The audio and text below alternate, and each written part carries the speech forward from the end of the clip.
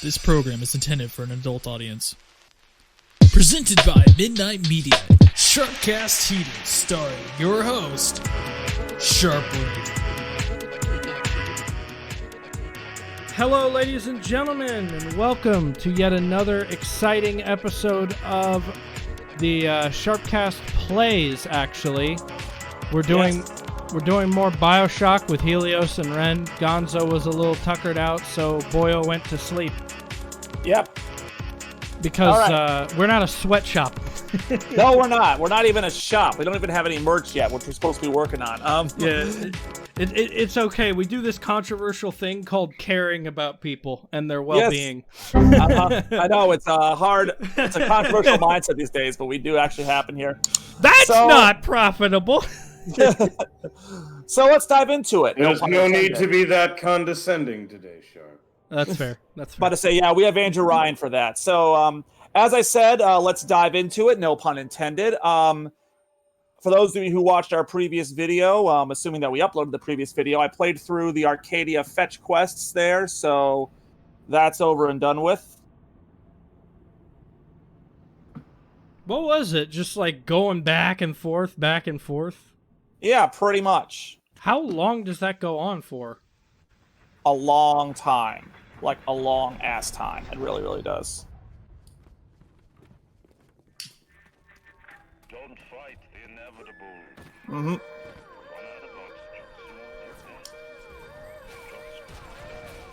Okay, so this is actually the end of the fetch quest since the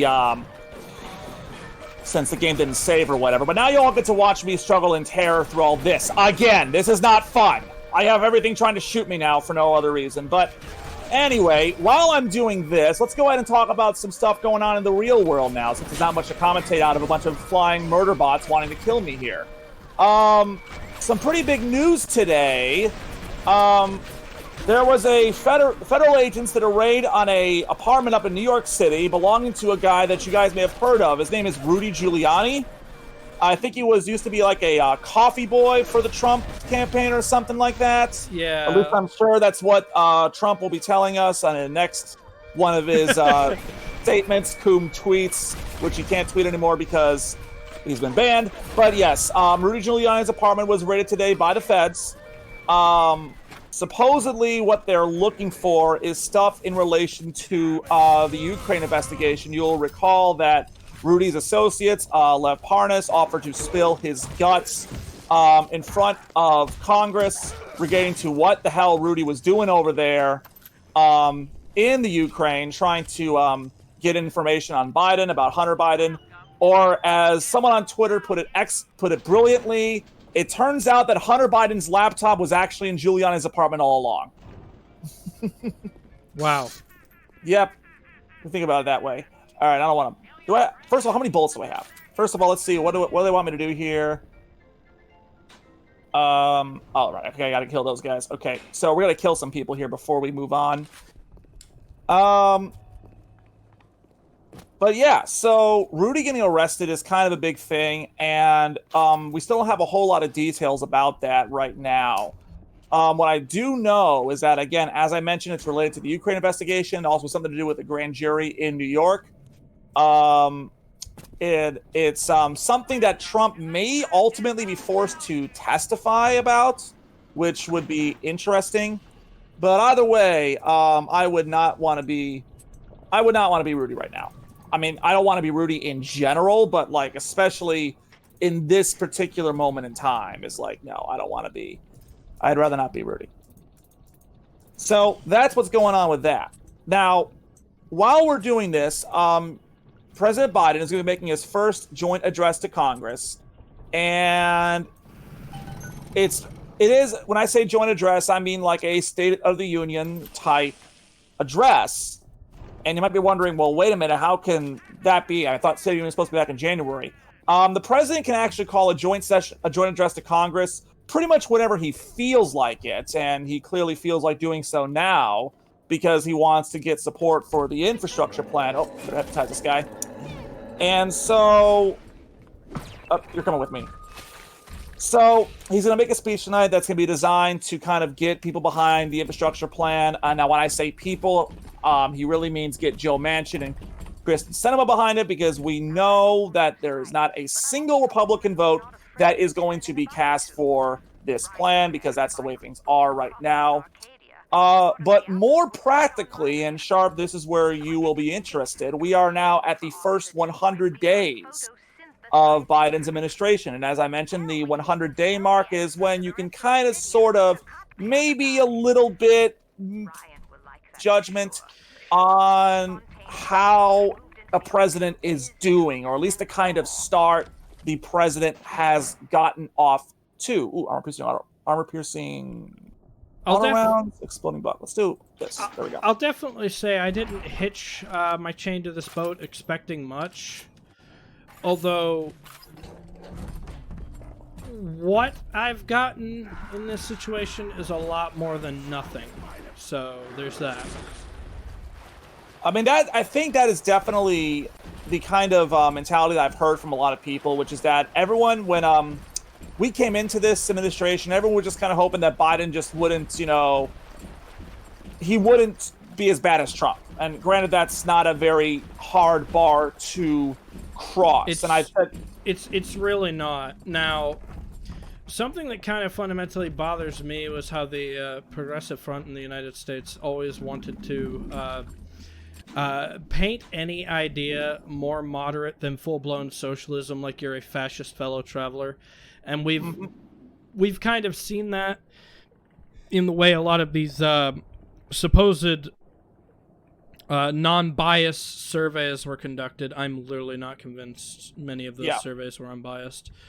But it's like this idea, right? For a while there, up until it benefited them, the Progressive Front of the United States really wanted to paint being moderate as though it was just as bad as being an actual Nazi. Flag Smasher was the good guy, everyone. Oh God! Should we do Falcon and the Winter Soldier? I'm not even talking about that Flag Smasher. I was talking about the the original Flag Smasher from the comics. But yeah. I was gonna say, I'm okay with discussing that, because I think it had some really important things to say in some respects. I don't know if everyone has seen it though, so I'm a little wary of spoilers, but whatever. But that actually brings up a very interesting point, Sharp, because I saw this article this morning on the Bulwark. I can't remember who wrote it. I don't know if it was I think it might have been Jonathan V. Last.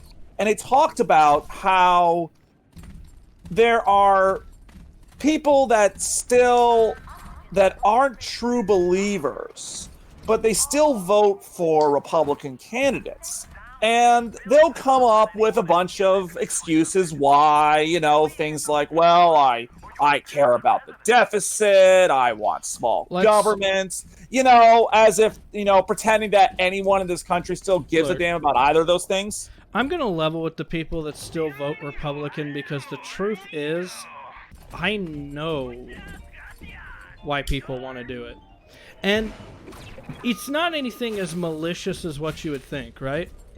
It's actually quite simple what they want. Yeah. They just want everything to stay the same. They're tired of things changing. They're tired of having to adjust. They're tired of having to put up with all these new sets of rules we're constantly establishing, new regulations. People just get to that certain point in their life where they just want things to stay the same. And to some degree, I think that's what embodies the mindset of conservatism. Well, you're not far off. I mean, that was certainly the mindset behind conservatism in the 80s and especially the 90s. A lot of people talked about how the end of the Cold War was, the term was like the end of history. That from now on, this was going to be the status quo. We had won, the Soviet Union was no more, and we weren't going to have to deal with any of that kind of stuff for time evermore. So, in a sense, you're not far off there. And it also kind of leads to the point that the article in the Bulwark was making, was that the usual reason you get from people these days as to why they're still voting Republican is because, well, the Democrats are a bunch of socialists and we can't have them, destroying the country. And it's like, the problem is the Democratic Party is not a socialist party. Okay, and this isn't just me spitballing here. If Scarlett was here and we asked her that question, she'd say the exact same thing. She'd be a bit more annoyed about it than I am, but the answer would be the same. Yeah, simply put, and this has been my gauge, if Scarlett's just like, meh, or ooh, I like that, maybe we're on the right track. If Scarlett is overjoyed, I think it means we're on the track to becoming a socialist nation. Yeah, I mean, maybe like 15, President Biden announced he was going to put out an executive order which gives $15 an hour minimum wages to all federal employees, and that's quite a bit. That's quite a lot of. There's quite a lot of federal employees in DC. Now, maybe you might think of that. Ooh, there's the thing. You might think of that as being like, socialism light, and it's like, okay, if you live in DC, I can see how that might be an issue, but nonetheless, it's still a far cry from like, command economy style initiatives, which have kind of been more the purview of the GOP now these days. When you have, people like Marco Rubio saying about how if you elect us, we're gonna punish, Delta Airlines and Major League Baseball and Coca-Cola because they didn't like the fact that we implicitly supported an attempt to subvert American democracy, And then, of course, they'll turn around, meanwhile, and then not vote to keep their taxes exactly the same. As in a related story, President Biden's going to talk about increasing the corporate tax rate to a rate that we had, I think, like 10 years ago or thereabouts. Undoing part of Trump's tax cuts, probably the only part of those tax cuts that actually benefited anybody. But, yeah, the Democratic Party that you hear described on, Fox News, One American News Network, 4chan even, it doesn't exist at scale. It's a relatively small wing of that party that does exist, but it's small, and it's not exactly growing, and there's a variety of reasons for why that is. But like I say, AOC and her band of sisters plus Dude, they're only a handful of reps, and there's a reason they're only a handful of reps. What? As I bash this dude's head in. Ow. Let's just talk about representatives while we kill a man with a wrench. Yeah. See, this right here is what happens when you get no taxation without representation. I don't even know I don't even know if taxes even exist in Rapture. I honestly don't remember Ryan talking about that at all. He's an ANCAP. Why would he want taxes to exist? Because he's greedy. Yeah, he's greedy. But still, it's like fucking. I think the fundamental point that Bioshock tries to bring home is like you could replace ANCAP with anything, right? Like I would actually like if there was a Bioshock that actually tried its own take on like what people think modern socialism is. Well, Bioshock 4 is going to be a thing, so you never know. Yeah, like because Bioshock's bread and butter really is like approaching extremist rhetoric and extremist politics. Because at its core, all of the Bioshocks have been emblazoned in essentially these societies that are nothing but political. And how is that? It's because the people that live here are essentially ingrained in this ideology that is inherently political and cannot therefore exist without the facsimile of its context. What do I mean by that? Essentially, there is no Rapture without ANCAP actually being a thing. Well, objectivism is the technical thing they're going for here, but absolutely, I agree. Without objectivism, there is no Rapture. And Rapture exists down here at the bottom of the ocean because, in the words of Andrew Ryan, it couldn't be built anywhere else. Like, there is no place on the planet that would... There is not a government on the planet that would let Andrew Ryan try half of the stuff that he tries down here. Speaking of which, we're about to get he's about to send a whole bunch of people over here to kill us, so, well, I'm thinking, if we're talking anarcho-capitalism, the way an ANCAP leader would create taxes would essentially be oh, taxation is theft. Now, can you give me money in a way that isn't labeled as taxation, but they're taxes anyway? This was really something they never really touched on, or maybe they did, and I didn't understand it too well. But I never actually understood how Andrew Ryan funded Rapture as a venture. Okay, so, yeah, Andrew Ryan, he's like, oh, what the hell, where'd you come from? I sealed the door, where'd you even come from? Ow, fuck off. So, Andrew Ryan, in the context of Bioshock, is meant to be like this entrepreneur. He's meant to be like a Walt Disney, Henry Ford type of guy. So it can be safely assumed that this guy had a fair amount of money put away. Honestly, the funding for Rapture is probably not as head-scratching as... Move, buddy. As head-scratching as how the hell he built this thing, because you're building a city at the bottom of the freaking ocean.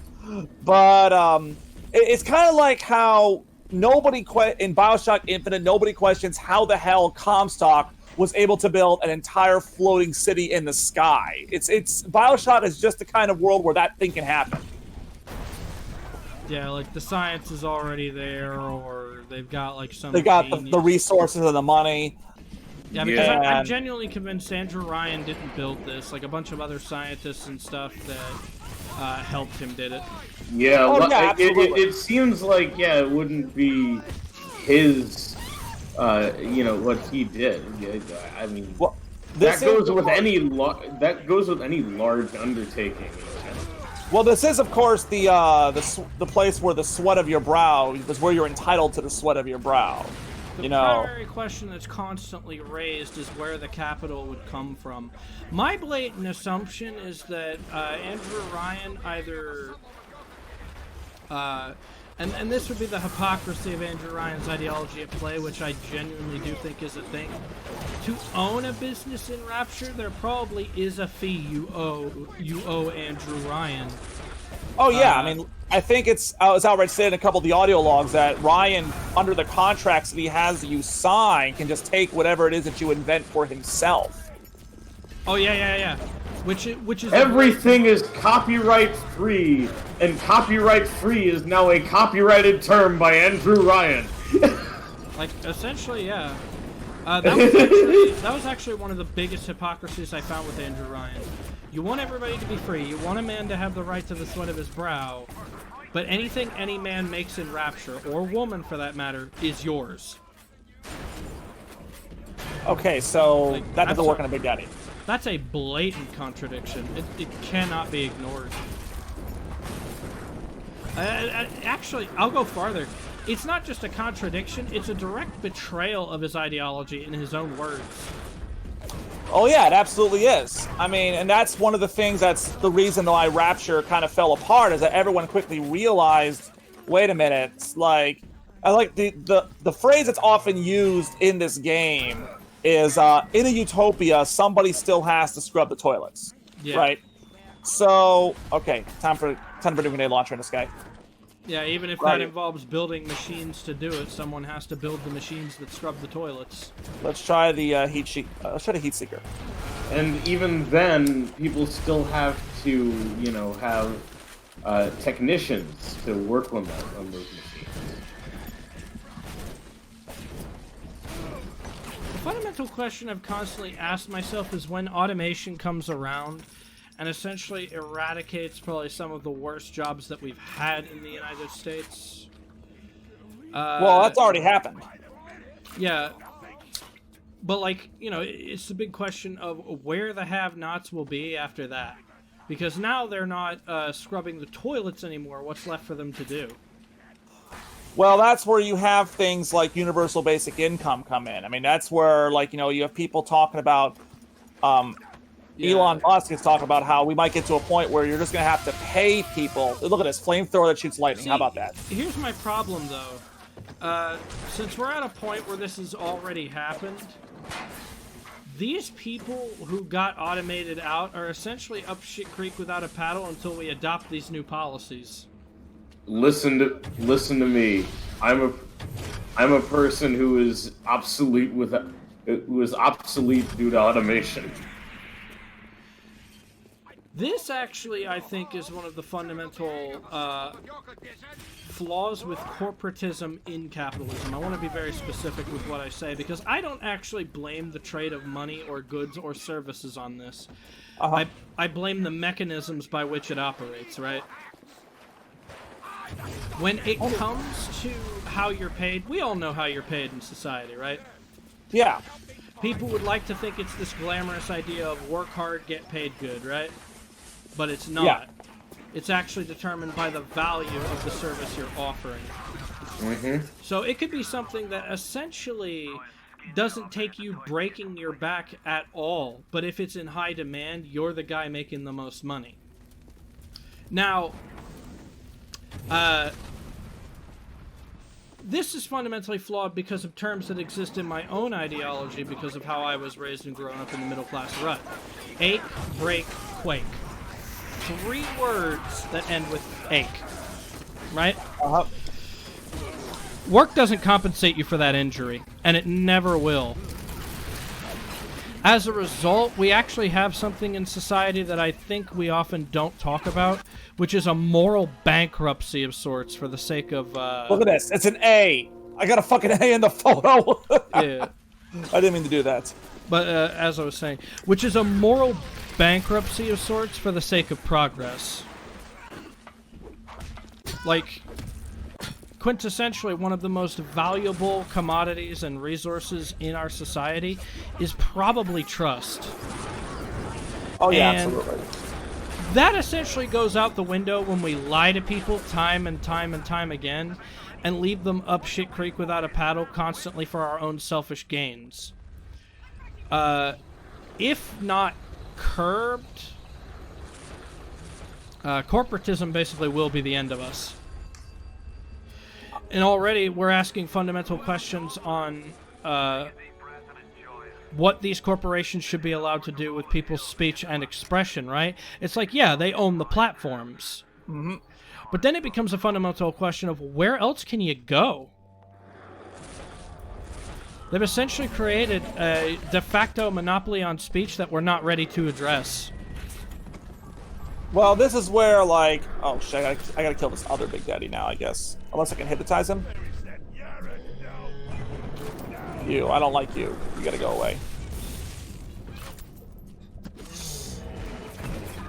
Nope, can't hypnotize him. Alright, I'll put him on ice. Now, Bye. that being said, I do have to preface some things. When people bring up the idea of the fact that politics in the United States is just something extraordinarily volatile for advertisers, and because currently they're being held to task for what they politically endorse, is a large reason as to why they won't let you discuss politics online without consequences. I mean, that's certainly that can be true, yeah, absolutely. But here's the thing, right? And this is the part we're not willing to address. That's our fault. The consumers demanded that the companies be like this and do this to people without fully understanding, you know, the consequences of the things they were demanding. Yeah, yeah, well, Like, I mean, I hope that this would lead to another change that has fewer unforeseen consequences. This is probably an unpopular point of view at current point. But I actually think that when an advertiser's ad randomly shows up on a YouTube video in the sea of YouTube videos, Yeah. it was never and it is not a direct endorsement of those views because of how this transaction was done in the first place. And we're aware of how it worked, right? Advertisers just straight up went to YouTube and said, right, put my billboard there. Why? Because eyes. They didn't think about it beyond that. Does anybody really think they just like fucking sat there with an analytical team first time going around approaching YouTube and going, so your demographic watches this, and this is what I want to give them? No, I think when advertisers started out, they just slapped money down. They said, give me ad space. Oh, yeah, and that's to this day, that's still kind of how they do. Like I said, like the reason that half the reason that the Lincoln Project is able to get into Trump's head is because they have a standing ad buy on Fox News. So, like, that's the only reason that, oh, wait, really? I just took a total guess here.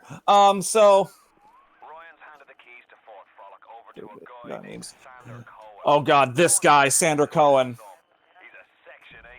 This guy is kind of nuts. We're actually... Ooh, this is interesting. There goes the submarine. There's the bathysphere, and this dude... Oh yeah, this is like one of the nuttiest guys in Bioshock. Oh yeah, this is like, again, I've said before that there's a lot of evidence, especially in Burial at Sea, that the people down here are like... These are all people, by the way. These are not statues, these are people encased in plaster. You could get something decent on the radio. The artist has a duty. But like I was saying, so Lincoln Project had a standing buy order on Fox News. That's how they're able to air their ads and get Trump to freak out. So to this day, a lot of it really comes down to, like, you know, just give me ad space and we'll run our product, okay? I mean, yeah. And it's the thing, right? We wanted to hold the advertisers accountable because we directly felt that they were bankrolling like white supremacy, right? yeah. That was a large reason Adpocalypse started, and you know the shot heard around the world was essentially PewDiePie saying the N-word on stream. I remember that. Yeah. Yeah, and that was the fault of the byproduct of this toxic culture we'd been producing for the past 3 years. At that point, it was 3 years of culminated toxicity coming to a head, essentially. Oh dear God, And I'm feeling. society needs to do a much better job at using a scalpel to hold itself accountable over a hammer and nail, which is something even Scarlett's brought up and criticized. Yeah, because the culture was essentially responsive. People angrily clobbering the hammer of "you can't say that." Yeah. And Which it's like, if we were more organized like we are now, we probably would have done what people are doing now with cancel culture, which is target a specific person and organize a campaign against that person. But, you know, when cancel culture started out in its infantile state, it was essentially just broad sweeping motion, affect thousands of people with no regard for the consequences. Oh, absolutely. Like when it started out, and to a certain extent, it still is this way. It's people that are like, if you follow anyone who, because I see on Twitter, like, and this is in the context of just my, you know, role play account where I go to screw around with things and people and stuff like that. There are accounts that I see that are like, you know, if you follow this person, then then unfollow me now because this person is like, you know, a jackass or whatever. So, it was like, that was how it started out. It was everyone who had a certain mindset needed to be canceled or needed to be silenced and so on. And to a certain extent, that still does exist. Yeah, and let's be honest, that's toxic. We always hated it. We were just afraid to admit it when it was starting out. Because it had like this chokehold on society. Well, it does help that. Let's go to the Circus of Value. Do the auto hack. There we go. Yeah, I gotta get bullets. I need bullets. I get some bucks there. Machine guns. Because like I said, in many ways, it still does exist, but now people are definitely starting to get a consensus over what is worth you being canceled and what's not. Like, for example, like if you happen to think that the Song of the South deserves a release from Disney, yeah, probably, you know, it's okay, whatever, fine. If you supported the insurrection on January 6th, different story. yeah, Just a reminder, by the way, these are people. These are not statues. These are people encased in plaster because this dude is fucking nuts. and honestly, since we're talking that, Song of the South should have a video release purely for the archival sense. Yeah. And you know, I'm not saying I support my people being treated like shit. No, what I'm saying is keep it for the archives. Put a warning in front of it. You know, If you could put a trigger warning in front of the Muppet Show, you could put a trigger warning in front of Song of the South. yeah, but people, yeah, but you know that's how. So here's something I find basically to be a problem in our society right now, because of the way the leanings have been polarized in our society. In the eyes of many people, you can't support BLM and the cause they stand for without also hating white people. Now, Yes. when you go out and live in the real world, that's just not true. There are plenty of people that talk about the issues of systemic racism and the issues black people have in America without directly hating white people. Absolutely. And there are even people that will go on to condemn it and say, no, this is counterproductive.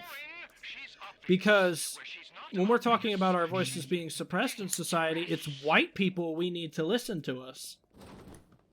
Yeah, you need white people to listen in order to make that change. Why the hell would you and especially like, and I'm not talking about condescending to them. No. Like, I honestly feel condescent of our opponents has been counterproductive. I know why we do it, and I've had that same feeling. And you've and I've done shown this. You've done it many times. Even starting the stream. Yep. It's a hard habit to kick. Nobody's perfect, I will say that. But I can definitely admit that I'm making this mistake over and over again. And the biggest problem is addressing the root of where it comes from, which is, like, essentially this kind of psychosis we put each other into. Is this mentality that these thoughts or these feelings are an all or nothing attribute, right? Well, it's not all or nothing, right? You can say that you don't want, vaccines to be politicized, while also bringing up that various political bodies really don't want you talking about the vaccines. Oh yeah, absolutely. And that's because you're also going against the politicization of the vaccines when you bring up the fact that political bodies are basically making the vaccine more political. Yeah, like, right. So I have quite a few friends that are MAGA types. This is just something you have to live with when half your friends live in rural America, right? Yeah. If you cannot make a connection with these people, then you've already lost. And it doesn't even have to be a connection on you agree on everything, right? It has to be at least one thing you can agree on. Well, the one thing we found that we can agree on is that the vaccine shouldn't be politicized. To what end? Does it fucking matter we agree on something? Yeah. Like, that's the first step. A lot of my friends and loved ones hate white people, and I do not agree with that. However, I do not let it. I do not let it affect our friendship. Unless I would break. I have broken off friendships due to that, but that's because I've been called a fucking traitor for it. Yeah, and called a that's traitor for being like, oh yeah, I'm okay with white people existing. Get the fuck out of here. yeah, like Yeah, that to me is toxic, and honestly and genuinely, I think those types of people are equally a part of the problem. Like, those types of extremes don't help polarization, they only exacerbate it. They only further the And- polarization. It just makes it. Here's the challenge, right? If those people are left-wing, and I'm left-wing, right? I have to be able to hold myself accountable enough to condemn those actions. I have to condemn what these people say, because morally, right, in my own framework, it is wrong of them to say and do these things. It is wrong the actions they're encouraging people to take. It's wrong the environments they're creating. It's wrong the toxicity they're spreading. And it's wrong the hate that they are trying to gestate. You know, there was another article on the Bulwark that I saw this morning that talked about a article that was on a website. I can't remember the website, but it's one of those, rah-rah conservative website types. Right. And the article was literally titled, "I'm not going to take the vaccine because it makes liberals mad." Like, this guy literally said, there are people that I don't like who want me to take the vaccine. And because me not taking the vaccine makes them mad, I won't do it. So, in other words, you're going to be like Ted Nugent and expose yourself to COVID to own the libs. Yeah. So that's nice. The thing is, yeah, that's sort of. Oh shit! Yo. Whoa! Jesus Christ. Yeah, that never happened on American Idol. Woo! Yeah. Did he have a bomb in the piano? How did that work? Yeah, I'm in the piano. I assumed it worked like it. You ever see that movie Speed, where they're on the bus, and this poor son of a bitch. I got a photograph the dead pianist. Oh, that's fucked. Sorry about this, friend. But it's like that movie Speed, where they're on the bus and they got the bomb on the bus, and if the bus goes below a certain speed, it explodes in his moment of glory. Because he saw, he looked into the future and he saw Mad Max, Fury Road. To place his. Remember, these are not statues; these are actual people covered in plaster. How did he manage to cover them in plaster? Sharp, there are some questions that you are better off not knowing the answer to. He had like a plaster plasmid? I don't fucking know. I think so. Something like that. I can't remember if they explain it in the game or not, but I do know that's like what happens to people that he doesn't like or displease him. That guy, frankly, got it off easy. He just got blown up. You got it. You take. I don't like this person. Statue him. Statue him. Oh yeah, we got this. So this is like another fetch quest, I guess, but this one's a bit more entertaining than the last one. So, yeah. My muse is a fickle bitch with a very short attention span. I know the feeling. I know the feeling there, Sander. I know the feeling. When I am dust, this is what they'll point to. How? We're at the bottom of the ocean. Who's gonna point to this? They'll point to the Mariana Trench and say, That is what happened with Adrian. Well, we're not in the Marianas Trench. We're in the Atlantic Ocean, so. I'm just. Yeah. The Marianas Trench. That's a thought. At least we got a crossbow out of this. So I told you the Megalodon is there. I'm not a crazy person. Can you imagine if they put the Megalodon in this game? The Megalodon is extinct. There's been a conspiracy theory that the Megalodon is still there somewhere deep in the ocean. If Andrew Ryan can make people shoot lightning out of their arms, he can. I think he can bring the Megalodon back. I mean, likely it That would would be fucked. be bringing the Megalodon back and more mutating sharks so that they're basically Megalodons. No, that too. Either way. He can kind of do whatever he wants. He's Andrew Ryan. Yeah, that's kind of the whole point of Rapture. Okay, what the hell does he want me to do now? I shall destroy you with my... Finnegan locked down With my death shark. And kill him. Okay. With his So death shark. we gotta kill these people. A section of the plaza, whatever. I guess we're going to the bathysphere station now. So we gotta go be Cohen's assassin for hire. Gotta relax. Take a nice hot bathysphere.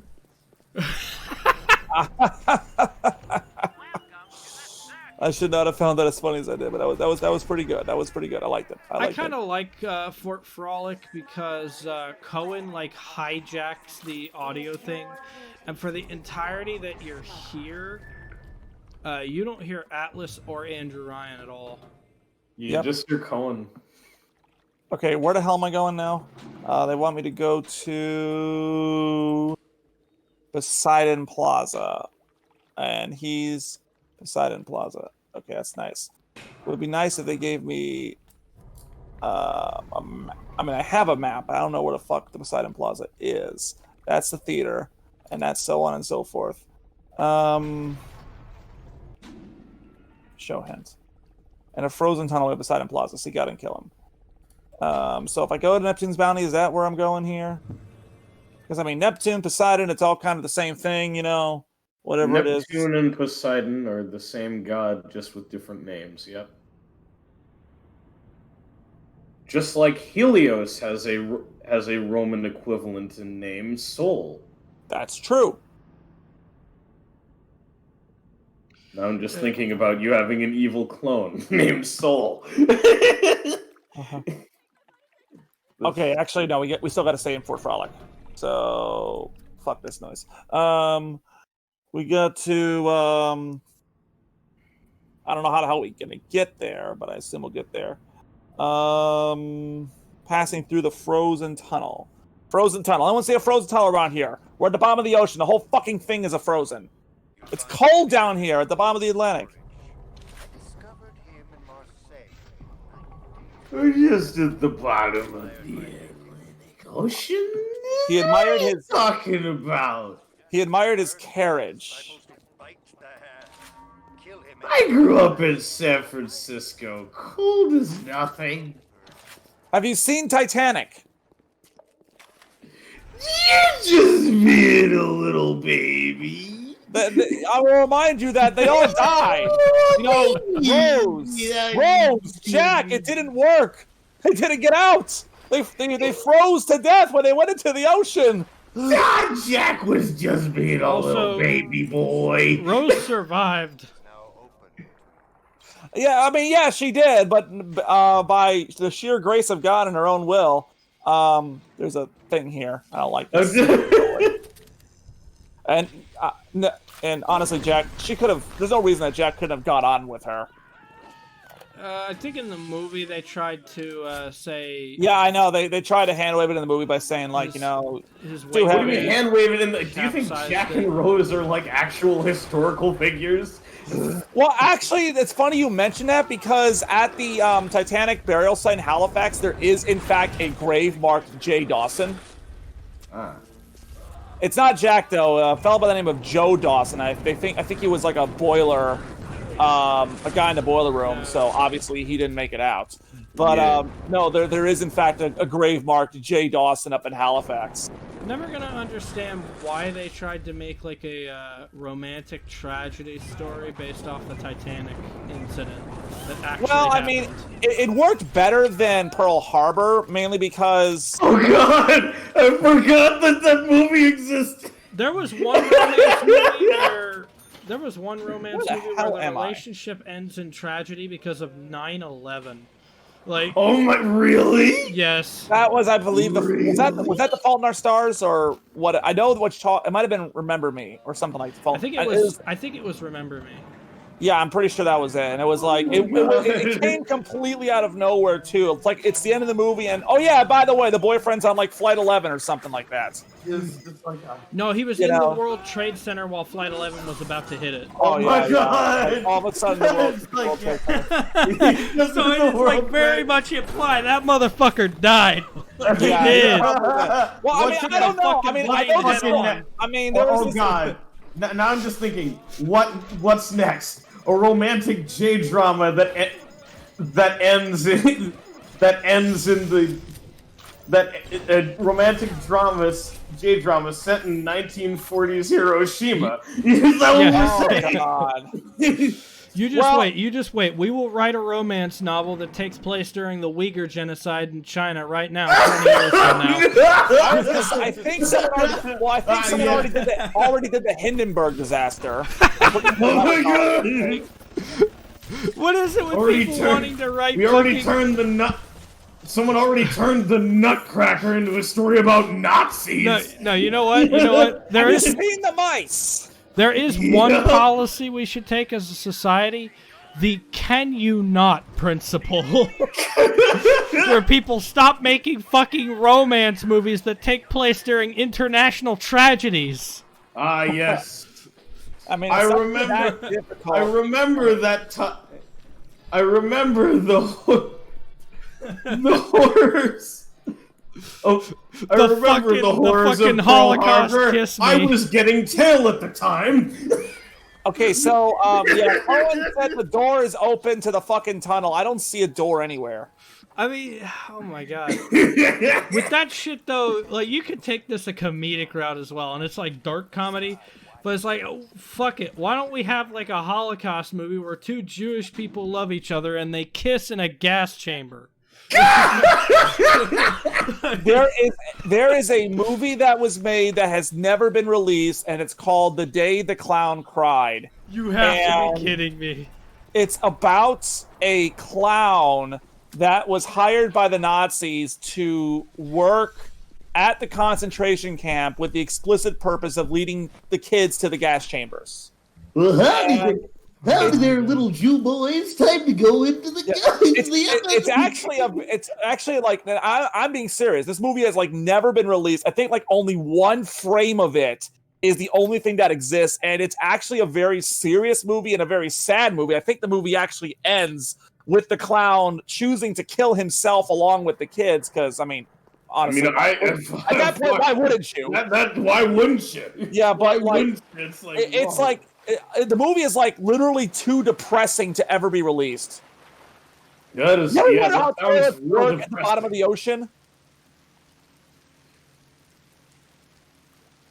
Just taking a whiz at the bottom of the ocean. Is that clown shit something that actually happened, or is that like... I don't know if it is or not. Like, I can't remember if it's like based on a true story. I just know that a movie exists of it, and it's like the movie itself is like too depressing for anyone to ever release. Like, I forget who is... It actually has some pretty big names attached to it. I can't remember like right now who was in that movie. I might look it up. I wouldn't be surprised if the Nazis did that though.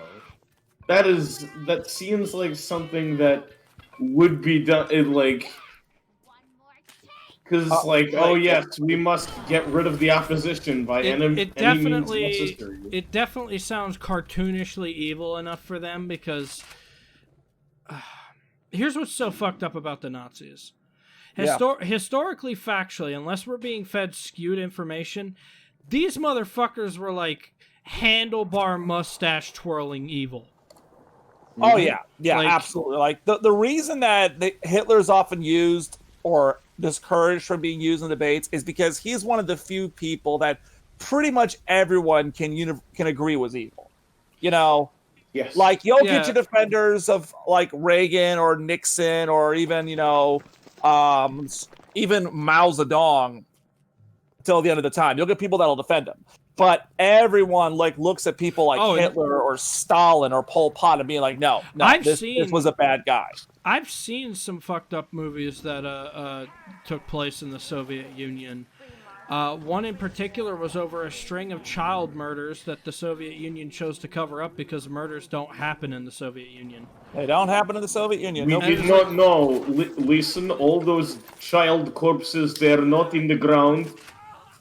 I still think we need to do a movie night on the death of Stalin, which talks about like the kind of power struggle that emerged after Stalin died and ultimately resulted in Nikita Khrushchev becoming the head of the Soviet Union. Which, because, by the way, even after Stalin died, the Soviet Union was still evil. So killing a dictator doesn't necessarily. The movie honestly is great because first of all, you have Steve Buscemi playing Nikita Khrushchev, which is just fucking hilarious in and of itself. Steve Buscemi is Nikita Khrushchev. That sounds really funny when it shouldn't be, because Khrushchev was fucking evil.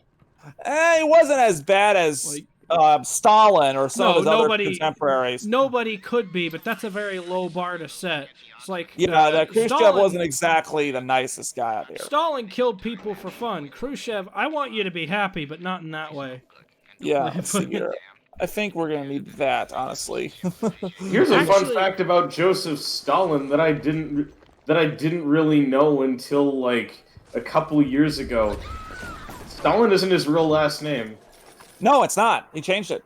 Yeah, it's so basically he was like, it basically is like, yes, I am Joe Steele, leader of communism. Man of Steel.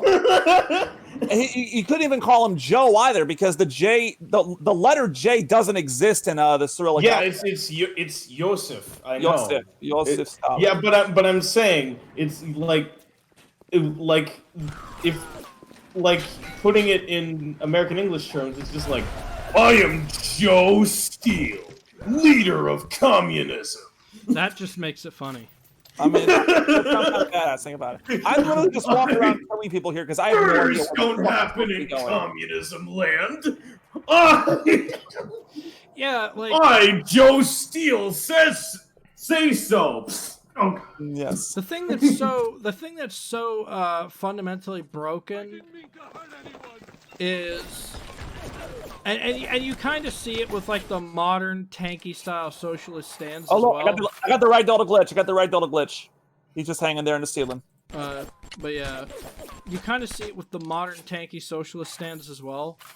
Socialism is more concerned with looking good than actually being good or doing better for itself. Check out the guns, ladies. It's Joe Steele. And you can say that about a lot of things and people, but I think the last thing you want is a government that revolves around that mentality. That's how you get whole bodies of people that covered up the Chernobyl incident for the longest time. Oh yeah, absolutely. Like I told you, to this day, like the official death count of Chernobyl is like considerably, vastly less than what probably died. Yeah, I had to get stuck. I see, gotta kill it. Oh, I even I had like 20 minutes walk around the whole fucking level, and now it's up here. I gotta go. I even had to. The problem is nuclear power, not incompetence. I even forced myself to watch a debate that happened recently between Destiny and Richard Wolff, which Helios, having been a guy that studied in libertarianism and knows a bit about capitalism yourself, you're probably familiar with Richard Wolff, right? I think I've heard of him, yeah. The socialist professor. Uh-huh. Yeah. So, several things established. He really couldn't give Destiny a straight answer as to what socialism was. Destiny would ask a very specific question, and he would get, like, these long-winded platitudes about the history of feudalism and crap like that, and it's just like, dude, just get to the point. And, like, this really feeds back into that whole thing about the feedback loop of academia, is people will constantly fall back on this absurdity as just like... I'm a little frozen here. That's... The Iceman fucking cometh, indeed. I really should have brought my fucking flamethrower fire tonic for this one. Oh, so this is what happens. This is how the statue people are made. Well, now I'm unfrozen, so fuck that guy. See, these guys are different. These guys are ice. This guy is basically Mr. Freeze, apparently. Yeah? Damn. You know? What did you say to me? And now he's fucking dead. Oh, Jesus. I didn't think it would be so easy to kill him. Well, that's the great thing about having a crossbow in easy mode. That was bracing. I like how his reply was, "What did you say to me?" What did you say to me? I just get shot. That was actually kind of funny. Yeah. That was pretty good. I like that. But yeah, like is like fucking around for like half an hour though before I finally figured out where to go. But whatever. So it was like Richard Wolff had a really weird way of explaining things. So the primary thing he said is the way we understand what something is by saying what it isn't, which, you know, on paper that sounds good. But then, like, when applied practically, it's kind of dog-ass. Because if I want to know what a cat is, I don't want to have a long-winded conversation about how it's not a dog. Well, you see, it's not a dog, it's not a lizard, it's not a fish, it's not a bird. It's not... Another thing was Richard Wolff wouldn't allow Destiny to bring up the failures of socialism and communism through, like, the Soviet Union or Venezuela or anything like that. Yeah, Venezuela, really? by the way. Wow. Venezuela is becoming really nasty. It's getting to a point now where you have armed militias basically starting to carve out their own sections of Venezuela, and they're saber-rattling at the border with Colombia. That could become something pretty bad in a hurry. This is something I really don't like with how we converse about socialism as of right now, like on the internet or in the United States, right? Is when you try to bring up the Soviet Union or the very clear failures of socialism, the thing they'll immediately fall back on was, well, that was then, this is now. But when these particular people attack capitalism or anything like that, they'll bring up things as far back as J.P. Morgan or the Victorian era. They'll specifically bring up Karl Marx, which...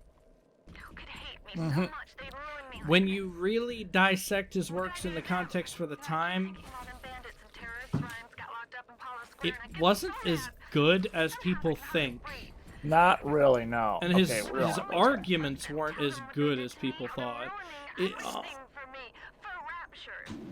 No, they all kind of came apart there when you think about it. Often. Yeah, because... Right, so...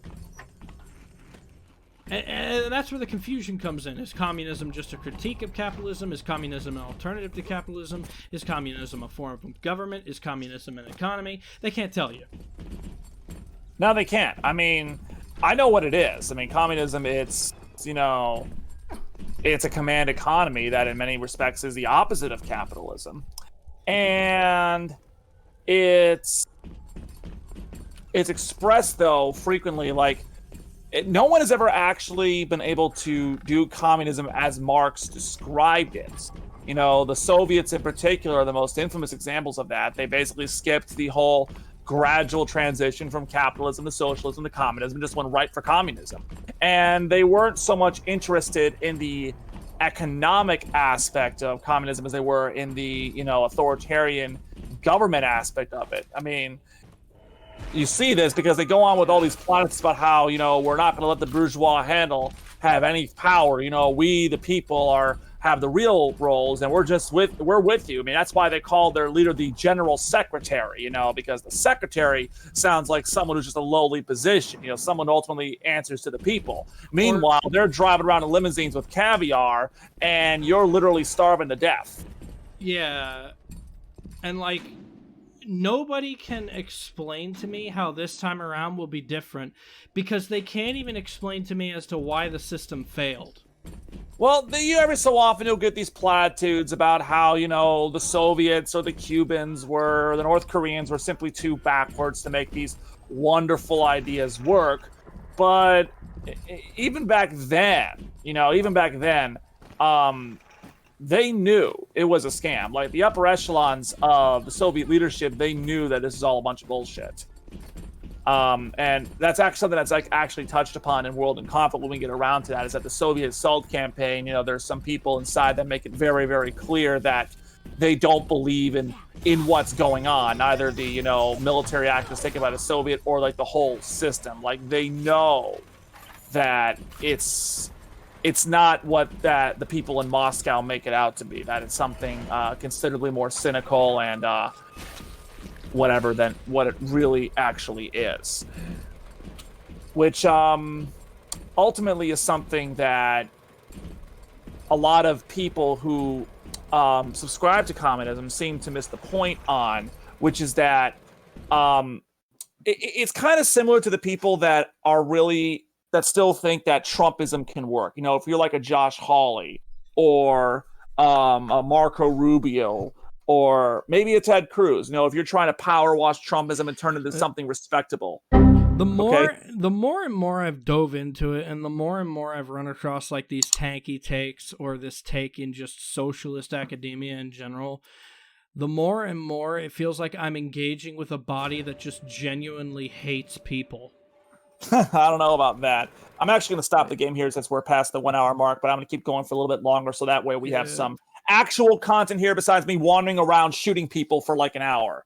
I'm probably have to play this. I don't know. I don't know if I should play this off stream or not, because I mean that was pretty cool. Just fucking laying out what's his name like that, Finnegan like that. So anyway, but so when it comes to, I think we're already seeing with Trumpism or nationalist populism, whatever you want to call it, something similar to what we saw with communism, is that, you're going to have people, I predict in the next 5 years, saying that, well, it's not that Trumpism is wrong. It's just that Trump, was too much of an idiot to make it work. Of course, this being the same guy that they praised as playing like 87-dimensional quantum chess and such a brilliant mind thinking 20 steps ahead. Now, all of a sudden, it's going to be like, that idiot didn't know what the hell he was talking about. No. It's Josh Hawley or, Marco Rubio or Matt Gaetz that's going to be the guy that really knows how to put this into practice. And it's a bunch of bullshit. It really is. And they know it's a bullshit. Like I said, whether it's Tucker Carlson, whether it's Sean Hannity, Laura Ingraham, whether it's Rudy, whether it's Stephen Miller, whether it's, by the way, Stephen Miller apparently is trying to sue the Biden administration for his border policies because, according to him, they're racist to white farmers, which, good luck with that. But the whole thing is that whether it's, from the guys on Fox News all the way up to Donald Trump himself, I would argue, on some level, they know that Trumpism is bullshit. They know that they're just out there talking a bunch of bullshit. They know, like, Tucker Carlson knows that when he goes on there and saying that, maybe this whole white supremacist, this whole white replacement theory, maybe it's got some merit. He knows that it is precisely as credible as the guy that came on that said that one interstellar comet that passed by a couple of years ago was actually a flying saucer. In other words, zero credibility. None. Now, granted, I used it about Tucker Carlson, although given the fact that, given that we know a little bit more about his past now, I mean, it is possible that maybe he does legitimately believe that, which is kind of terrifying to me, frightening to me, but I digress. I think, what we're seeing with communism right now is that you have, as I said, my idea of tankies are basically the kids who go to college and they read the manifesto for the first time and they're like, wow, this is pretty good. Why haven't we tried this yet? This makes sense. And then, of course, you take a few more classes and you understand just why it didn't work. Yeah, we tried. We're going to see the same thing, I think, with Trumpism. What I find strange is, like, yeah, you take a few more classes, but, like, people really did hit something on the head with the feedback loop of academia. There is, like, this cabal or this small sect in academia that are really trying to convince the youth that communism is good. Yeah, I mean, look, I'm not going to sit here and claim that all academia is just as part of by the socialist to brainwash kids. That's as much of a Fox News wet dream as anything else. But it's not this mass conspiracy, and it doesn't really have to be for how it functions. Think about how the relationship of the educator and the student works. all it takes is that one person telling all these people this bullshit. That's all it takes is trust. Oh, yeah, I agree with that. Absolutely. And there are a couple people in academia that are going to be like, Marx was right about stuff. And my stance is this. I got no problem with them saying that because, it's definitely, it's a good idea to like listen to different ideas, just to get a sense of what people believed, what people were thinking. Like if I ever have kids, which I'm not, by the way, but if I ever do, if they ever ask me, Dad, who were the Nazis? I would explain to them, well, they were these people who believed in the superiority of the Aryan race, territorial expansion through violent means, and end to the freedom of press, destruction of political opposition through violent means, as well as the extermination of certain ethnic groups, okay, namely Jews, gay people, gypsies, and so on, okay? And that's all true. All right, there's nothing that I just said that is not factual, okay? It's just, and it doesn't necessarily, I don't have to go out there and tell them that the Nazis were like the incarnate of the physical embodiment of the devils themselves. I can just go out and say things that are factual, and that'll be it. So I think, the reason people get so emotional about it, I know, is because we have people in like the American masses today that are essentially saying, oh, well, Hitler was right, or Nazism was good, or Nazism actually helped the German economy. Like, essentially, I don't know about that. Essentially, doing the same thing Nazis did in order to get Hitler in power in the first place. Because we have to recall the specific climate that made fascism popular. Everybody was like either poor or impoverished post the Treaty of Versailles, and they wanted someone or something to blame. That is exactly right. And that's really what populism ultimately does, whether it's populism on the left, populism on the right. It masks political failure by blaming other people. Because populism also, populism can be dangerous, especially when it's co-opted by extremist rhetoric, right? Because populism also wants to seize control of the family, the teacher, the brother, the sister, the community, and the job. And once they have all of those, they can essentially begin their slow process of indoctrinating you into their bullshit. Yes. So, because once every familiar body that would sway you away from this crazy-ass shit is also co-opted, there is no way to gain any type of contradiction or feedback against the ideas you're being fed. And that's what people talk about when they talk about, for example, the alternative influence network online.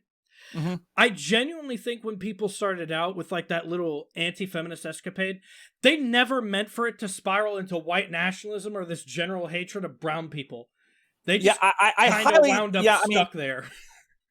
I mean, say what you will about Gamergate, and there's plenty that I could say about it. I don't think they intended for Gamergate to spiral to the point of being white supremacy. But and to some degree, the people who tried to define it may have helped that along. Because before we establish the context of today, where these people who act really exclusive in the gaming genre now act very Nazi-like, we never saw Gamergate in its original form or what it was about. All we are left is the information that entire sources that were bent upon suppressing whatever the hell these people were trying to originally say. Yeah. And control the narrative. I remember a lot of people, I think, were just using Gamergate as an excuse to just give an edgy meme. Because I remember seeing this one picture of since we already brought up one 9/11 analogy, let's bring up another one. I saw this one picture of United 175 about to hit the South Tower of the Trade Center, and it's the caption was, well, actually, it's about ethics in video game journalism. It's come on, guys. It's to some people, it might have been about that because they were bought into that shit. I know I was for a while there. Yeah. And I genuinely did think at times games journalism went way too hard on the attacks against hobbyists. What the fuck are these people going to do? They're mostly more concerned with playing Call of Duty than they are engaging in some massive nationalist movement. And we really actually never saw that Gamergate stuff come to a head. It didn't start from Gamergate. Yeah. It started from something else entirely. But then, and this is actually where, like... But then people are just like, oh, well, someone said Gamergate in there, so Like, okay, so let's say in full context what it was. Essentially, Depression Quest was this word text-based game, and a lot of quote-unquote traditional gamers that are used to the shooters, used to the RPGs, explosions, action, really deep, in-depth storytelling, and not just these minimalist text-based games, really didn't like Depression Quest. So when they saw it getting glowing reviews, the primary thing they assumed, Zoe Quinn was hot. She was an attractive woman, right? Mm-hmm. They assumed she fucked the reviewers. Yeah, absolutely. Which is stupid on its head, because Lord forbid reviewers think video games could be anything more than a shooter. Mm-hmm. Well, I don't think it's the fact that it's not. I mean, it's just not a lot of people liked this text-based game. People were like, oh, what is this? What is this sort of shit? I think there was this extraordinarily important message that should have been established, is the reviewers' opinions are not specifically there to conform to the masses. They're there to say what they honestly think about a product. That's essentially what a critic's job should be, right? Yeah. Is a genuine evaluation of the product at its merits. It's about as stupid as when we've actually condemned games press for docking games points for jokes they didn't like, or whether the game had like violence or not. One person docked the original Doom in their review because they were bad at playing it. Like, there are genuine issues with Games Press, but there is something I learned growing into adulthood. When did their opinion ever affect what I thought about these games? Yeah. Ever. Mm-hmm. When did it ever affect anyone's opinion, including the people that latched on to fucking Gamergate? When was the last time you read a fucking game article to get an idea of what a game was about, over just talking to your friends about it who had played it? Yeah. The problem solved itself. People just want to sit here and be angry. Mm-hmm. All right, so one more thing before we come off here. As I mentioned, Biden is currently giving his joint session right now. It's so far it actually appears to be getting relatively well received, I think. I'm sure we'll have more to talk about next week. For a couple things I can say right now is that Biden is talking about, first of all, is the fact that you have Vice President Harris up there with Speaker of the House Nancy Pelosi. First time ever that two women are standing behind the president when he makes a joint address. So that's pretty historical. Biden walked in, gave a fist bump and a hug to Bernie Sanders. I'm sure the progressives will like that. So far, it seems pretty good. Biden urging Americans to get vaccinated from COVID-19. Even Ted Cruz like that. And so far, you got Joe Manchin taking notes. Mitt Romney taking notes on this tablet, but I'm not even sure if Mitt Romney's awake here, to be quite honest with you. But Biden here talking about unions. He's talking about raising the minimum wage, proposing the creation of a new NIH agency to focus on Alzheimer's, diabetes, and cancer. So, not exactly a he's also talking about climate change. So, I mean, it's not quite the progressive wish list that you're looking for, but it is definitely a ambitious plan here. Like, Biden definitely wants, he knows that he's got some pretty decent political capital because so far everyone's been on board with the stimulus, with the vaccination rollout. There's been few, if any, of Biden's policies that people have really had strong pushback against in terms of public opinion. No, it's actually really strange. There's been more of a political rejection of it from certain politicians versus what the public actually thinks about these policies. Yeah, I mean, this is like a big problem right now for the Republican Party is that Biden's policies, by and large, are pretty popular with Americans. So that's one of the reasons they're finding hard to attack him. Like, for example, he just announced that his new American Families Plan, which I don't know if it's part of his infrastructure bill or not, but it's going to provide 12 weeks of paid family and medical leave, which is something that progressives have been looking for years now. Something I find fundamentally interesting about the Biden presidency was kind of learning how much of a relief it is just to have like some moderate liberal type in charge of the country. Oh yeah, I think that's a big part of the reason why Biden has a lot of political capital right now. Because like, he's not going to go on air bashing the gays, right, or talking about he's not to get out of the military. He's not going to do that. No, he's not going to send mean tweets to Kim Jong-un or anything like that. I will say this on genuine truth: he won't go on air saying a bunch of bad stuff about brown people or immigrants. But below the surface, and this is probably the one that Trump supporters probably actually do like, he hasn't really done a whole lot with the immigration policy, which to me is genuinely expected. Because it's like this unspoken rule. We do want borders. We just keep subscribing to this rhetoric that we don't need them. Well, remember how I said that Trump was going to leave Biden a full bowl, and I'm not talking about a punch bowl here. Yeah. The fullest bowl was probably at the border between the Great Wall of Incompetence and, migrants coming in and so on and so forth. Because one thing they'll actually bring up is like, why didn't Obama do this about immigration? Why didn't Obama do this about immigration? The last time I checked, one big criticism of Obama was like, oh, well, these immigration policies were enacted under Obama. I looked into this, and no, a lot of the immigration policies that we'd had during the Obama era were carryover from the Bush administration. And because Obama didn't have majority votes, he couldn't do anything about those policies. Mm-hmm. In fact, it was the primary reason he would constantly get pissed off and kick down doors. He didn't have the votes for anything. So the true reason he was actually such a bad president seemed to be that the game was stacked against him from the start. Yep. And like, these aren't people you can these weren't people you could compromise with, right?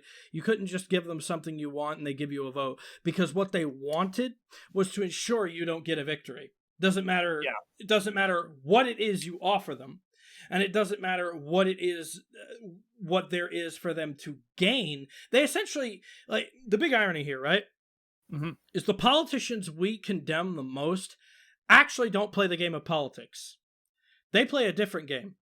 Oh yeah, absolutely. The game of I'm stronger than you, and you can't do anything about it. Like, we got some breaking news here. The Spanish comedian and actor Juan Hoya Borja, the guy behind the Spanish laughing guy meme, apparently has passed away. Yeah, so rest in peace, amigo. But if I may, Sharp. Yeah. You bring up a very good point here about, because what you described is really how the GOP currently is. So when you look, Matt Gaetz himself gave up the game when he said that if you're not on TV, you're not governing. Like, what? What? And the truth is, if you're on TV, you're not governing there, Matt. What the fuck are you talking about? I don't see you passing legislation on Tucker Carlson's show. But the truth is, the real underlying truth, that's bullshit.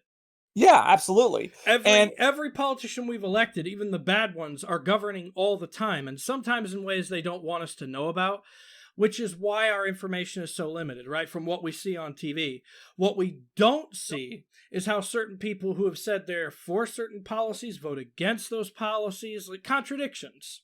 Yeah, But- absolutely. But we never challenge those things because those things aren't talked about on TV or brought up with your digital journalists. Like, Yeah, exactly. It's like, for example, like, Marco Rubio can go on and talk a big game about how, we're gonna break up big tech because they're kicking conservatives off of Twitter. Meanwhile, and then he'll turn around and he will not vote and he will do everything in his power to make sure that Mark Zuckerberg doesn't pay a cent more in taxes. yeah, that's the big irony, is like talking about how you need to crack down on big tech, whereas reality is if these companies were made to pay more of their taxes inadvertently, this would do so. I mean, you were perfectly fine with attacking Major League Baseball on the stance that they took against voter suppression policy. You were perfectly fine with threatening their supposed tax cuts they were getting, which blatantly admitting Major League Baseball gets tax cuts, which we should have already known, but apparently was not public knowledge. Well, actually, it was. It was kind of like, it is public knowledge that the MLB has got an exception to the antitrust legislation we have here, and there are legitimate reasons for wanting it to go away. But wanting to get rid of their antitrust legislation because they oppose your attempt to cancel the voting rights for African Americans in Georgia is not one of those reasons. That's like not even on the fucking list of those reasons. Which I'm pretty sure the real reason Major League Baseball said no is because a lot of the African American players saw this and boycotted. Yeah. And it was like, well, if we play here, we're literally just not going to have a team. And on And what was it? These policies. We're mostly comprised of these black dudes. We can't. Yeah, and these policies were comprised, like were brought about specifically. I believe, was it during what was it? It was like during Black History Month or something like that. It was brought up. I think so. And God forbid people make their own decisions on this kind of stuff. It's like, well, they're incorrect. Well, they're wrong to you. But we don't live in your world designed around your rules, and we don't live in my world designed around my rules. We live in the world, and we have to be able to live together. And one core tenet we promised each other was not just the freedom of speech, but the freedom of association. Mm-hmm. So Major League Baseball, 100%, even the Supreme Court seemed to have backed it, had the right to pull out of Atlanta, whether people agree with that or not. Yeah, it's their right, and it's their stuff. And now Republicans wanting to punish any corporations that speak out against them. Of course, we've talked about this before. Like, what the message is. Like, listen, just shut up and keep paying us your money so we can fund our campaigns. Okay, that's the whole reason they're so pissed off at these companies. That one in particular. If the public wants to be mad at companies for at first stopping the donations to these bodies and then quietly going back to donating to these bodies, 100% on board with that. That is 100% false advertising, railroading the public. We said, do not fund these people. And you want to turn around while we're not paying attention and do that shit. Mm-hmm. I'm sorry, but you guys chose to fucking play the game of the customer is always right. Now, if you want to keep playing that game, where what we essentially have to do is establish big consumer outrage in order for you to do the right thing, then I guess that's just what we got to do. To quote our guy Rick Wilson, they bought the ticket, now they get to take the fucking ride. Yeah. Like, goddamn. And it's so fundamentally ridiculous. Everybody wants to make a specific decision, wants all the pros, but none of the cons for that decision. Mm-hmm. I've never respected that, because what I've specifically been taught is to be responsible and weigh your options with the decisions that you make, because every choice you make has some kind of price to it. Nothing is free. Yeah. Like, for example, if you want to go ahead and crack down on big tech, our primary hang-up is, personally, yeah, it's bullshit what Big Dick's doing. And yeah, in the future, it could potentially be a threat to freedom of speech as we know it. But as of right now, if you hamper or crack down on big tech, you're allowing carte blanche to crack down on any business specifically for their speech, or any person for that matter, specifically for the associations they choose to make. Mm-hmm. It's been really hard to wrestle with that, and I have tried to come up with some of the most convoluted, sidelined, segued, alternative methods of trying to figure this problem out. But there essentially seems to be no way beyond gearing consumer outrage towards advertisers and actually reversing what we did by saying, no, don't boycott YouTube just because I talked about politics. Like, that's essentially what you have to do. Reverse the consumer outrage you started by saying, right, so I wanted you to act against Klansmen on the site. I did not want you to specifically encourage a culture where nobody on YouTube is allowed to talk about politics. Which, genuinely, I think when people jumped on the train of trying to attack white supremacists online, they were not thinking about that at all. No, they were not. It probably wasn't even an open possibility because at the time, we'd never fathomed such a thing. Nope. But hindsight's a bitch. Now what do we do? What indeed? What? Are you saying that we were talking about politics too, but their politics was bad? How could our politics be any more political than their politics? The truth was, we should have been like Destiny. If their politics are bad, then we go harder on them. But we don't encourage corporations to ban these people off the platform and make their words disappear, because we found out the hard way the Streisand effect's a real fucking thing. And for the longest time, it made white supremacy look sexy, which is a bad thing. It did. Which is a bad thing. It's a very, very bad thing we did, and now we have to make amends for it. Mm-hmm. And you know what? That's not Nazis' fault. That's our fault. Nazi's gonna Nazi. We know what a Nazi's gonna do.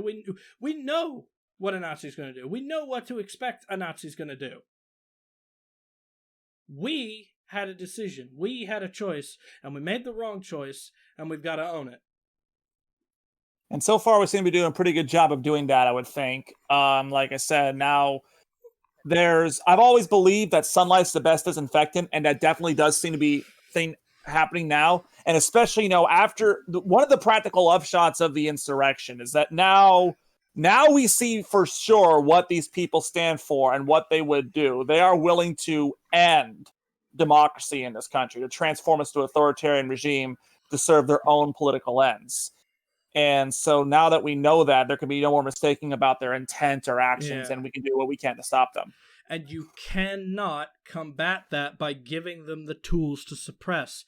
That's what they're waiting on. The second you set the precedent of suppression, you guarantee the next time they get a run at another Donald Trump-esque character, all those exploitations of essentially arbitrary suppression you've created are going to be used by them. You'll notice they talk about how bad of a Prime Minister Boris is, but he didn't specifically move to, end a lot of the political suppression and the arresting of people for the wrong opinions in public, right? He proposed he would do that in his campaign. But Boris has just blatantly allowed it to go on as the Prime Minister. Now, I'm not sure how politics works in the UK. I'm sure it's fairly different. It's a little bit different, but not that different. But on the surface, Boris looks like he's not a fan of suppression. In practice, Boris loves it. It's his most favorite tool. Our guy, Jonathan Pye, actually talked about this today in a video he just uploaded. He often says that whenever a politician says, I don't think the public would be interested in this information, that usually means something fishy is going on. Yeah. And there is a bit of a scandal right now involving Boris. I guess it involves something. They're calling it, I think, cash for cushions. I'm not sure what the hell it is, but I think it's like Boris bribing people to give him like bed sheets or whatever. But as Tom Walker pointed out to Jonathan Pye, if he's willing to cut these kind of shady backroom deals when it comes to bed sheets, what else is he willing to cut a backroom deal on? You know? Yeah, like, I mean, we seriously have to consider these things, and we have to get better at combating bigotry and not having to resort to suppression in order to do it. Like, the fact that was our go-to said a lot about us. yeah. And the again, we have to be willing to give our politicians considerably less wiggle room. Like, I think Biden knows that all eyes are going to be on him for better or worse because of what happened over the last 4 years or so. And I remember distinctly when Trump lied about the crowd, lied about the size of his inauguration crowd, and Kellyanne Conway tried to explain it away with the now infamous line, alternative facts. That was just, a lot of people saw that as a meme. I saw that as a huge, major red flag, because if they're going to lie because first of all, that sent a message. It sent a message that we are going to lie to you. And if they were going to lie to us about something as inconsequential and insignificant as how many people were at your inauguration, what else were they going to lie to us about? And it turned out they were willing to lie to us about a lot, you go ahead. I always brought up the big tech suppression as a facet that was essentially enabling this web of lies. And the way in doing so is Twitter can suppress you well enough for spreading those lies, right? Shame on you. Finger wag, finger wag, finger wag. Guess who they couldn't suppress? The source. Until, of course, they finally did. Yeah, after the insurrection. Until they finally had to. But up until that point, there was no combating that rhetoric. Yeah. It was essentially a web of lies you couldn't fight back against. Yeah, that's why I appreciated what Twitter did in the months leading up to the election, which is they weren't just going to completely shadow ban. They weren't just going to ban you now for posting obviously fake bullshit, okay? They were going to flag you with the tweet saying, this tweet is full of shit, okay? Because we've looked into it and we've determined this tweet is full of shit. Now, Facebook's supposed to do that as well, though apparently Facebook is using Gateway Pundit for their fact-checking, which is not exactly the most unbiased of sources, if you will. But they just didn't want to be held accountable for the fact-checking. I think a big part of the reason why Trump's big lie didn't get farther than it did is because you had social media, you had Twitter, you had Facebook going out there and outright telling people this man is lying to you. We've looked it up. He's full of shit. This is not true what he is telling you. Okay. And by doing that, instead, if they just straight up banned the guy, then that would have fed into all the various conspiracy theories and narratives that you see in echo chambers like on 4chan or whatever. That, we've uncovered the truth and the man is trying to keep us down or what have you. But by outright saying this man is lying to you, you at least have a chance to dispel the notion. And I think it did work. I do think that, as bad as things got, I mean, if you ultimately results in a fucking insurrection, that's pretty bad. It easily could have been much worse if you didn't have people, instead of just trying to straight up ban people, were made the effort to point out that Donald Trump was lying to you. Now, something I'll never fundamentally get over is I do like that the companies actually came out and took a stance on some of these positions and said when a body or a person was lying. It was their right to do so. The counter. People would take that and essentially say that was social media's way of establishing the narrative. And they would punish and censor those people. Do you know, again, what you couldn't do because of suppression? You couldn't. As the public, because these ideas were being suppressed, you couldn't show that there were people that backed that up or agreed with that even. You couldn't show that there were people that were just like, yeah, he's lying to you. Like, we couldn't do anything that simple. Why? Because it was advertiser unfriendly. And this was something that was constantly broken because it's like, clearly there's a different set of rules for the mainstream bodies, and the reasons are obvious. The mainstream bodies have the advertisers' trusts. They're an established name. The advertisers already know that these people aren't going to go overboard or do something that would jeopardize the brand. There is a reason that Fox News has MyPillow as their main advertiser, and that's pretty much it now. Yeah. There is a reason for that. By the way, why haven't we taken away Fox News' checkmark? Because very clearly, they're no longer authoritative, YouTube.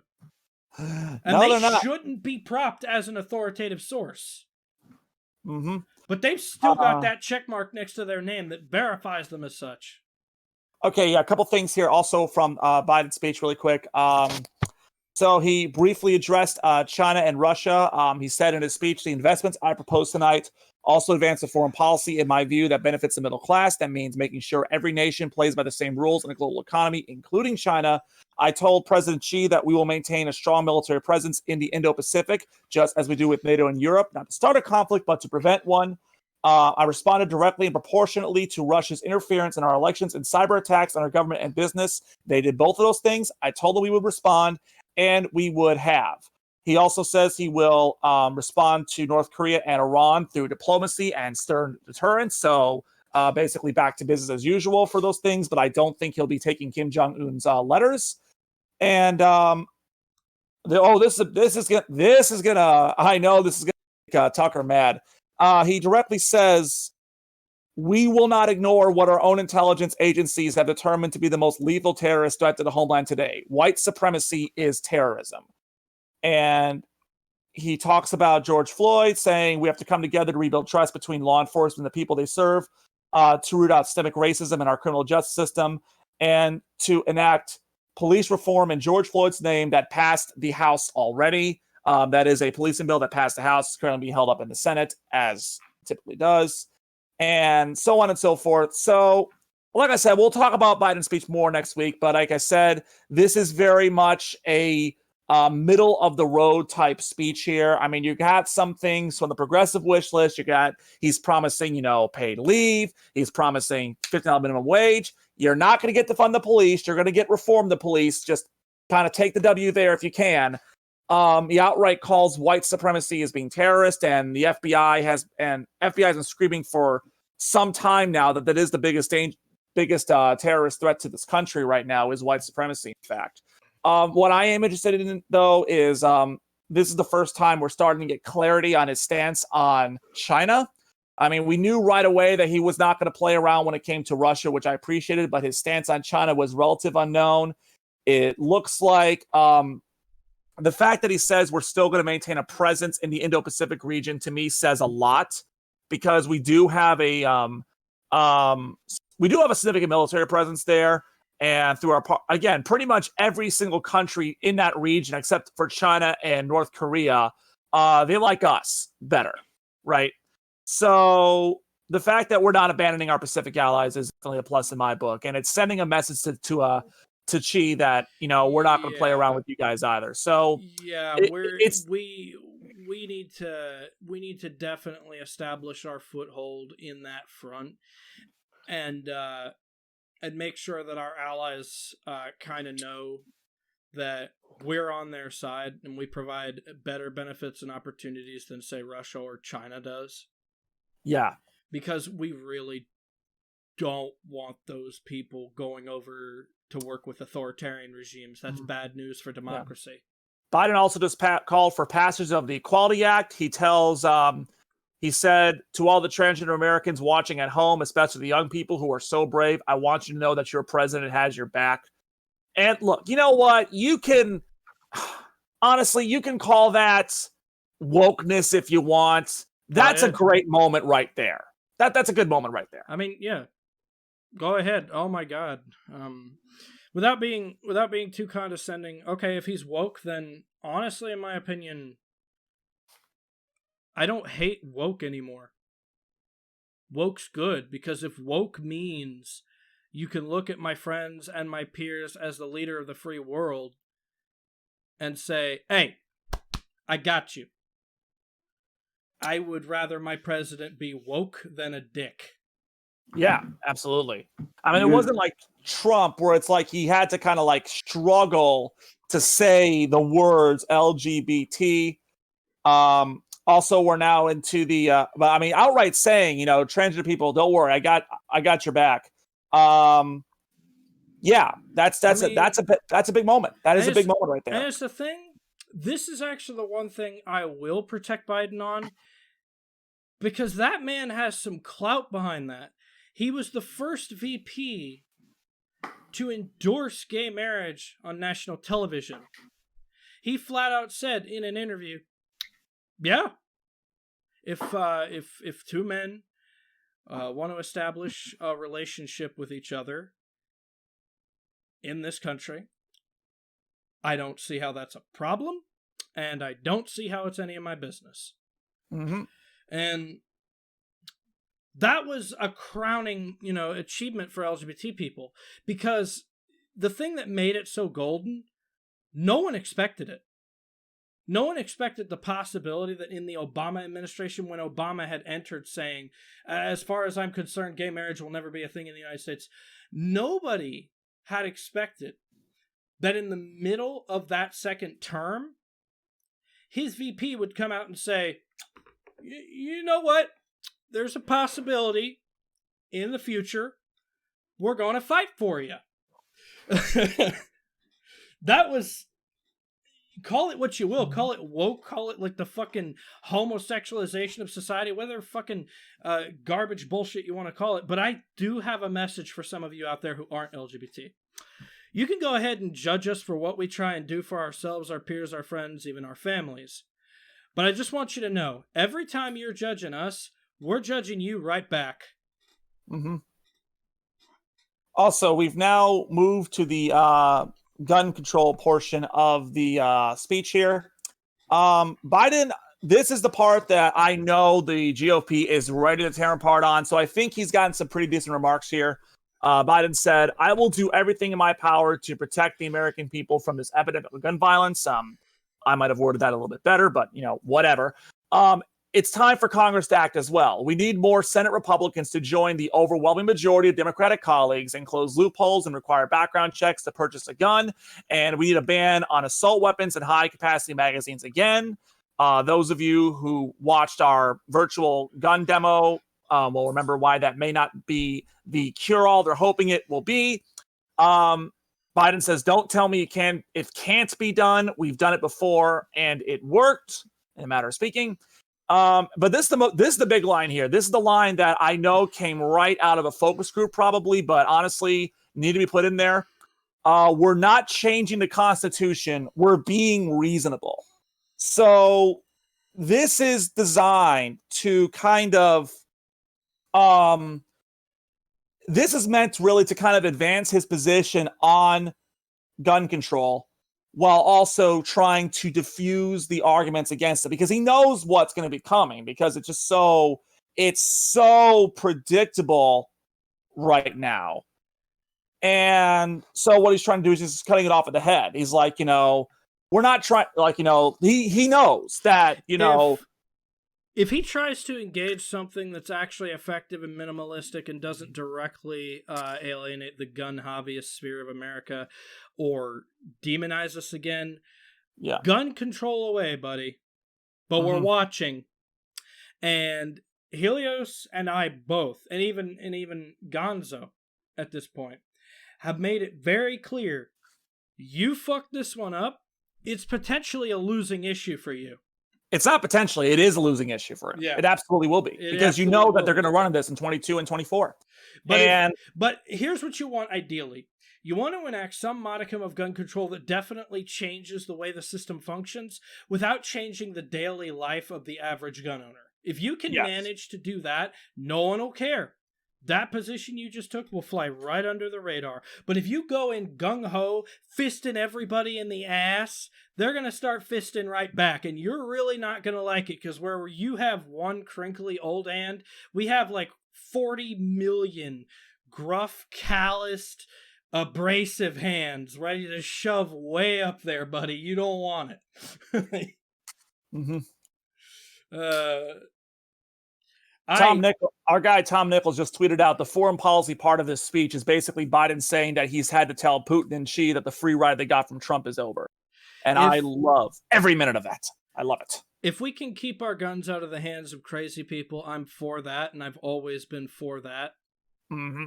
I agree. But if you engage gun control in the past years, the same way you've always engaged it, the demonization and alienation of gun owners in America, serious blatant bannings of certain hobbyist tools and weapons in the United States of America that does nothing about the underlying issue of gun violence in America, the criminalization of otherwise lawful people for the specific ownership of certain materials,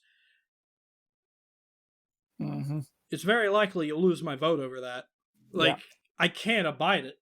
I really can't. It's wrong. But we all agree that we don't want fucking whack jobs waving around a fucking 9mm pistol at a kid's playground. I mean, come on. This is just common sense. And that's what we're talking about when we talk about common sense gun regulation. But it's very clear sometimes on the party line, they're not talking about that. We have totally different visions at times. Talking about, gun, that no, get rid of all gun. All gun bad. Like, I'm sorry, we're America. There's no such thing as a response. Like I said, what are you talking about? Like I said, to use a very technical polling term, Americans fucking love guns. Yeah, we are America. That is who we are. And right now you're attacking our identity, sir. And our identity is the spirit of rebellion itself. Take away the means to do that, you take away a part of the person. We don't agree with that. By the way, it is a standing policy on this show to dunk on Ted Cruz whenever possible. So I feel obliged to point out that cameras have actually caught Ted Cruz falling asleep during the speech. If you actually want to solve a problem, I've sent a bill to take a close look at it. We also have to get at the root problem of why people are fleeing. Oh my God! And I'm not even joking here. I'm going to show it. I'm going to paste the in the old chat right now. Oh God! Just Ted's asleep. Yep. There it is, and as you can see, this isn't like last time where we were doing like whodunit, where we were like zaprudering images off some guy's cell phone in an airport. That is clearly Ted Cruz, and he's asleep. Whoa. Low energy there, Teddy. Too hard and needs a vacation. Low energy, Teddy. Low energy.